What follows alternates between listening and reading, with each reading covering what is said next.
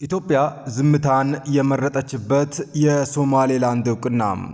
ባለፈው ሳምንት ከእስራኤል የአገርነት እውቅናን ያገኘችው ሶማሌላንድን በተመለከተ ኢትዮጵያ እስካሁን አቋሟን ሳታሳውቅ ዝምታን መርጣለች።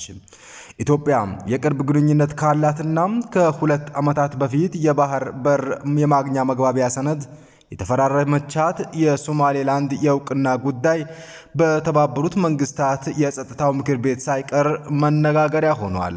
ነገር ግን ኢትዮጵያ በዚህ ጉዳይ ላይ ያላትን ተቃውሞም ሆነ ድጋፍን ሳትገልጽ ከመቆየቷ በተጨማሪ የመንግስት መገናኛ ብዙሃን ለዜናው ሽፋን ሳይሰጡ ቀናት ተቆጥረዋል።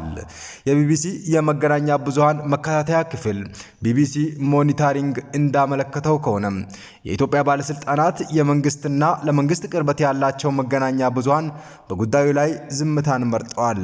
ቢቢሲ ሞኒታሪንግ እንደተከታተለው የመንግስት ጣቢያ የሆነው የኢትዮጵያ ቴሌቪዥን፣ የኢትዮጵያ ዜና አገልግሎትና ለመንግስት ቅርብ የሆነው ፋና እስራኤል የመጀመሪያ አገር በመሆን ለሶማሌላንድ የሰጠችውን እውቅና ሽፋን አልሰጡትም። በተጨማሪም ጌዲዮን ጢሞቴዎስ ማክሰኞ ዕለት በህዝብ ተወካዮች ምክር ቤት ቀርበው የነበረ ቢሆንም ስለ ሶማሌላንድ ጉዳይ ለቀረበላቸው ጥያቄ ምላሽ ሳይሰጡ ቀርቷል።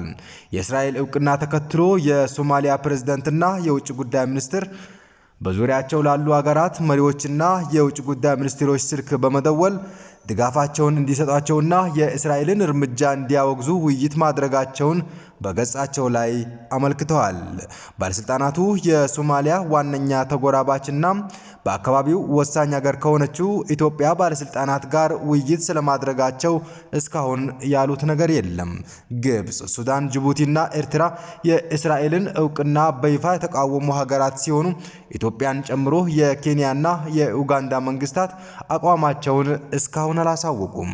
ነገር ግን እስራኤል ለሶማሌላንድ የአገርነት እውቅናን ከመስጠቷ ከቀናት በፊት የሶማሊያው ፕሬዝዳንት ሼክ ሐሰን መሐመድ በአዲስ አበባ የአንድ ቀን ጉብኝት ማድረጋቸው ይታወሳል።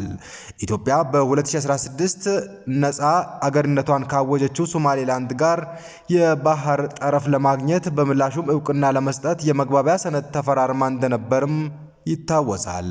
በዚህ ምክንያት ከሶማሊያ ጋር ከፍተኛ ውዝግብ ውስጥ ገብታ በቱርክ አሸማጋይነት ስምምነትም ተደርሰዋል። ኢትዮጵያና ሶማሊያ ቱርክ አንካራ ላይ የተፈራረሙት ስምምነት ኢትዮጵያ ከሶማሌላንድ ጋር በፈረመችው ሰነድ ምክንያት በአፍሪካ ቀንድ ተፈጥሮ የነበረውን የዲፕሎማሲና የደህንነት ውጥረት ያረገበም ነው። በአንድ ዓመት ውስጥ ተግባራዊ ይሆናል የተባለው እስከ 20 ኪሎ ሜትር የሚደርስ የባህር ጠረፍ ለኢትዮጵያ ያስገኛል የተባለው ከሶማሌላንድ ጋር የተደረሰው የመግባቢያ ስምምነት ጉዳይም መቋጫው ዝምታ ሆኖ ቆይቷል ሲል ኢትዮ ታይምስ ዘግቧል።